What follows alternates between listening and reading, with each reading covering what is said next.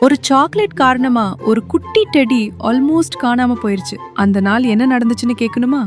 ஒரு நாள் மாலை தங்கச்சி வீட்டின் வாசலில் நாய்க்குட்டியோட விளையாடிக்கிட்டு இருந்தா. அப்போ ஒரு தெரியாத ஆள் வெளியில இருந்து, பாப்பா இங்க வா, உனக்காக சாக்லேட் இருக்குன்னு கூப்பிட்டான்.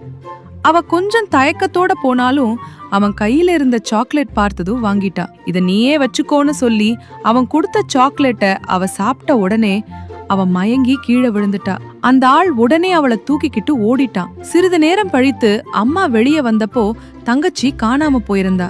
பதறி போயிட்டாங்க. உடனே போலீஸ்ல கம்ப்ளைண்ட் பண்ணினாங்க. போலீஸ்காரர்கள் சீக்கிரம் தேடி அந்த ஆளையும் குழந்தையையும் கண்டுபிடிச்சு குழந்தையை பாதுகாப்பா வீட்டுக்கு கொண்டு வந்தாங்க. அப்போ அம்மா கண்ணீரோட சொல்றாங்க, தெரியாதவர்கள் எதுவும் சாப்பிட கொடுத்தா வாங்க கூடாது. யாராவது கூப்பிட்டாலும் உடனே போக கூடாது. முதல்ல அம்மா அப்பாவிடம் சொல்லணும்.